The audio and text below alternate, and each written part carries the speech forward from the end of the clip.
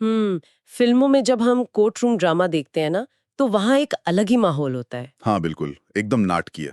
मतलब वहाँ जज्बात होते हैं, आंसू होते हैं, और एक वकील अचानक से मेज पर हाथ मारकर चिल्लाता है, ऑब्जेक्शन मिलोर्ड। हाँ हाँ, और फिर कोई चौंकाने वाला गवाह दरवाजा खोलकर अंदर आता है। सही कहा। और पलक झपकते ही पूरा केस पलट जाता है। मतलब वहाँ सब कुछ एक परफॉर्मेंस की तरह लगता है ना? जहाँ जो सबसे अच्छा नाटक करेगा बस जीत उसी की होगी। देखिए ये सच है, सिनेमा ने ना हमारे दिमाग में ये तस्वीर उकेर दी है कि न्याय हमेशा एक बहुत ही भावुक और जोरदार भाषण के बाद ही मिलता है। हम्म। क्योंकि हम इंसानों को चीजें उसी तरह देखना पसंद है, एकदम स्पष्ट और भावनात्मक, जहां अच्छे और बुरे के बीच की लकीर बिल्कुल साफ दिखाई दे। लेकिन जब हम असल कानूनी दुनिया में कदम रखते हैं ना, जब असली अदालतों के दरवाजे खोलते हैं, तो वो फिल्मी ड्रामा कहीं गायब हो जाता है। बिल्कुल गायब हो जाता है। वहां भावनाएं काम नहीं आती। वहां का जो पूरा परिदृश्य है, वो एक बेहद सटीक इंजीनियरिंग प्रोजेक्ट की तरह होता है। मतलब अगर एक नट बोल्ट भी ढीला हुआ। तो न्याय की पूरी इमारत ताश के पत्तों की तरह ढह सकती है। एकदम सही। और ऐसा इसलिए है क्योंकि आपराधिक न्याय प्रणाली जिस मूल बुनियाद पर टिकी है, वो है निर्दोष होने की धारणा, यानी प्रिजम्पशन ऑफ इनोसेंस। हम्म, इसका मतलब है कि जब तक दोष पूरी तरह साबित न हो जाए, तब तक हर व्यक्ति निर्दोष है। बिल्कुल।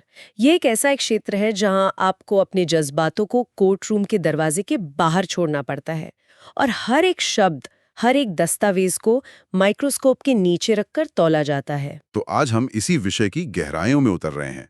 हमारी इस गहन चर्चा में हम भारतीय न्याय व्यवस्था की उस जटिल दुनिया को समझेंगे जो भारतीय नागरिक सुरक्षा संहिता और साक्ष्य अधिनियम से चलती है। और हाँ, इसमें सुप्रीम कोर्ट के कई ऐतिहासिक फैसले भी शामिल हैं। जी, हम ये समझेंगे कि अदालतों में कोई केस आंसुओं से नहीं, बल्कि साक्ष्यों की तकनीकी और तार्किक सटीकता से कैसे जीता या हारा जाता है। मतलब कैसे एक छोटी सी मानवीय भूल पूरी कानूनी मेहनत पे पानी फेर सकती है। तो चलिए इसे अनपैक करते हैं। उस पल से शुरुआत करते हैं जब असली कानूनी जंग शुरू होती है। मान लीजिए एक अपराध हुआ, पुलिस ने जांच की, अपनी चार्जशीट अदालत में दाखिल कर हाँ, दी। और अदालत ने आरोपी को बुला लिया। हाँ, अब मामला आधिकारिक तौर पर ट्रायल स्टेज या मुकदमे के चरण में आ गया है।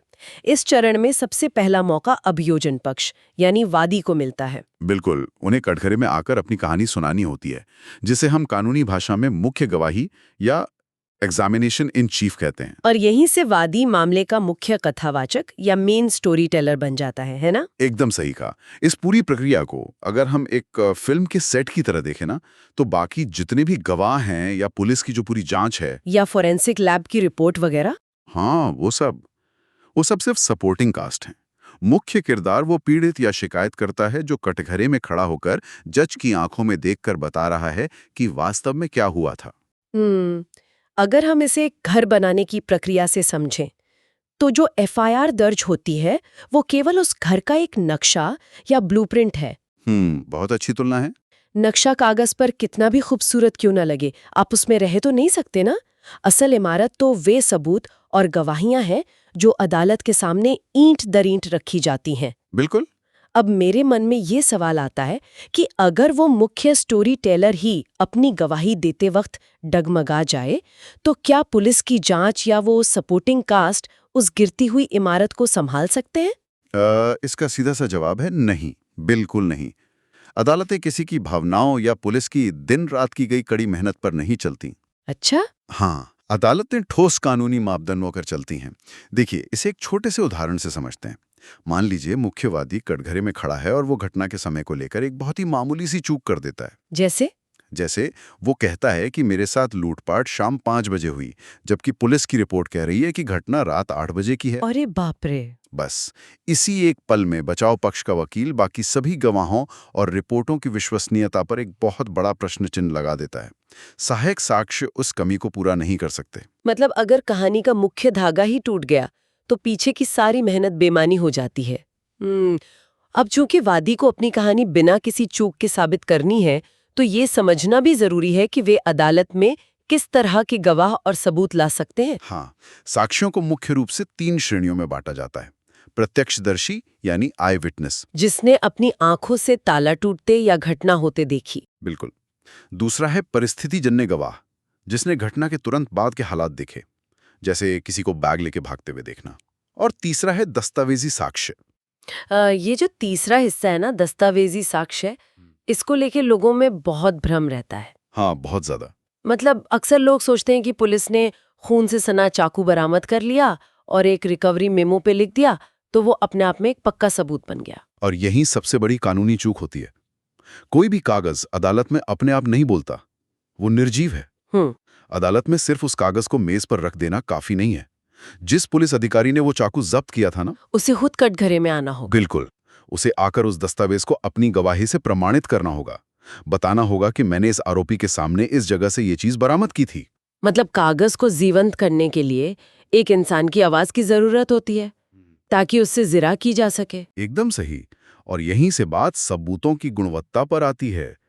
न्यायालय केवल कोई भी सच नहीं मान लेता, उसे भरोसेमंद सच चाहिए होता है, जो कॉमन सेंस या सामान्य समझ की कसौटी पर खरा उतरे।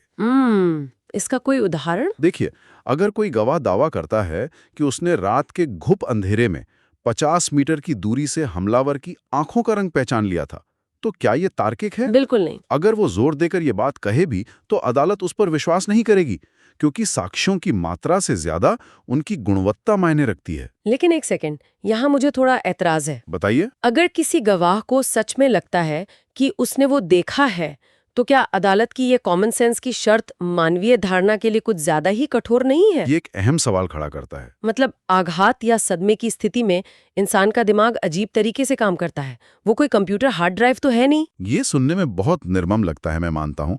लेकिन कोर्टरूम में जज के पास कोई टाइम मशीन तो होती नहीं है। उन्हें केवल उसी पर फैसला लेना है जो रिकॉर्ड पर है। ये भी है। अगर गवाह एक ऐसी बात कह रहा है जो विज्ञान और तर्क के हिसाब से असंभव है, तो जज के मन में संदेह पैदा होता है। और अगर कहानी सामान्य समझ के विरुद्ध है, तो जज आरोपी को संदेह का लाभ दे सकते हैं। अरे वाह!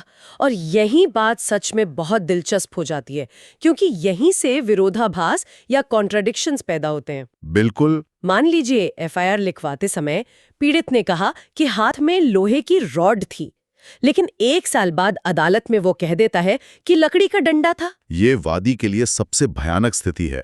विरोधाभास पैदा होते ही गवाह की विश्वसनीयता खत्म हो जाती है। लेकिन फिर से वही बात, 1 साल बाद किसी को रॉड या डंडे का सटीक अंतर कैसे याद रहेगा? क्या महज इतनी सी भूल के लिए एक असली अपराधी को सड़क पर खुला छोड़ देना चाहिए? देखिए, अदालत केवल रिकॉर्ड पर उपलब्ध तथ्यों को देखती है।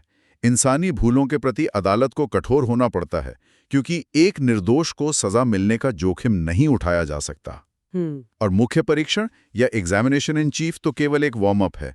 असली परीक्षा जिराह या क्रॉस एग्जामिनेशन में होती है, जहां बचाव पक्ष का वकील मानसिक दबाव डालता है। मतलब अभियोजन पक्ष के लिए ये एक चक्रव्यूह है? हाँ, उन्हें 3 लक्ष्य पूरे करने होते हैं। पहला घटना का होना, दूसरा आरोपी का शामिल होना और तीसरा कहानी का सुसंगत होना। तो इस सब का क्या मतलब है? मानवीय भूलों के प्रति इस कठोर रवैये के पीछे का बड़ा कानूनी दर्शन क्या है? ये हमें सबूत के भार या बर्डन ऑफ प्रूफ के ऐतिहासिक फैसलों की ओर ले जाता है। 1935 का वुल्मिंगटन सिद्धांत याद है?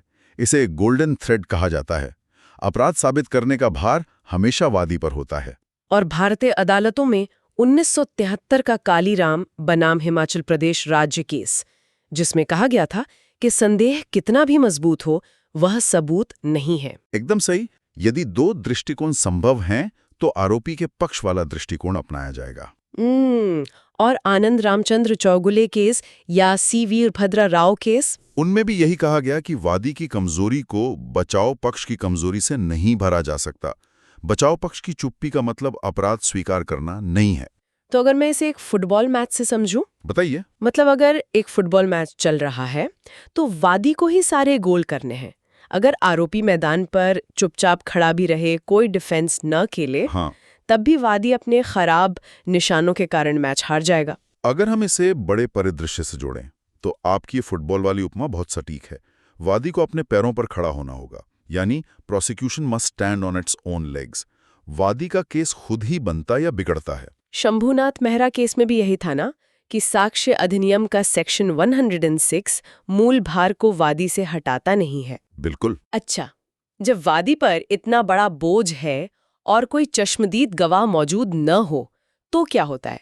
मतलब बंद कमरे में कुछ हुआ हो, यहाँ परिस्थितिजन्य साक्ष्यों की बात आती है। 1984 का शरद बिरदीचंद सारदा केस। हाँ, उसमें साफ कहा गया कि परिस्थितिजन्य साक्ष्यों के लिए एक पूर्ण और अटूट श्रृंखला यानी कंप्लीट अनब्रोकन चेन साबित करनी होती है, जो केवल आरोपी के अपराध की ओर इशारा करें। मतलब इसे एक पुल की तरह देख सकते?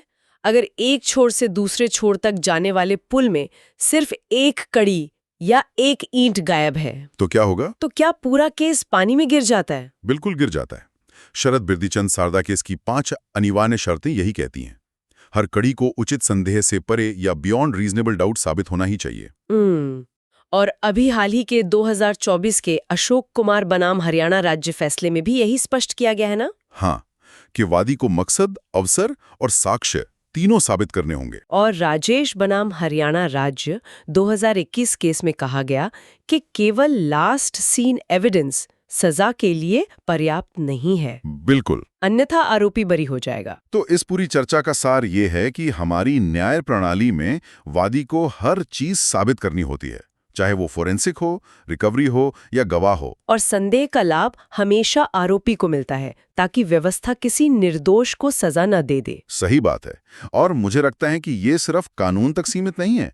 रोजमर्रा की जिंदगी में भी हमें मजबूत शक और ठोस तथ्य के बीच का अंतर समझना चाहिए। बिल्कुल। सूचनाओं की बाढ़ में हमें भी ये देखना चाहिए कि क्या कोई कहानी अटूट श्रृंखला बना रही है या उसमें विरोधाभास है। अब अंत में मैं एक विचार सामने रखना चाहती हूँ। हाँ, बताइए। अगर अदालतें आज एक असली पुलिस अधिकारी के बिना एक कागजी रिकवरी मेमो को साक्ष्य नहीं मानती, हाँ, क्योंकि उसे प्रमाणित करने वाला कोई इंसान नहीं है, तो जरा सोचिए, आने वाले भविष्य में जब पूरी की पूरी घटनाएं कृत्रिम बुद्धिमत्ता या एआई द्वारा रिकॉर्ड की जाएंगी, तब ये सामान्य समझ और सबूतों का भार वाली व्यवस्था कैसे काम करेगी? ये तो बहुत ही गहरा सवाल है ना? क्या तब भी किसी डिजिटल सिस्टम को कटघरे में खड़ा किया जा सकेगा? क्या हम किसी एल्गोरिदम से क्रॉस एग्जामिनेशन कर पाएंगे? मतलब जब तकनीक खुद गवाह बन जाएगी तो हमारी ये पुरानी कानूनी इमारत कैसे टिकेगी, ये देखना वाकई दिलचस्प होगा। बिल्कुल। तो इसी सवाल के साथ हम आज की इस गहन चर्चा को यहीं विराम देते हैं। मुझे भी इस चर्चा में बहुत मजा आया। तो अगली बार जब भी कोई खबर या कहानी सुने तो उसकी कड़ियों को जरूर परखें। नमस्कार।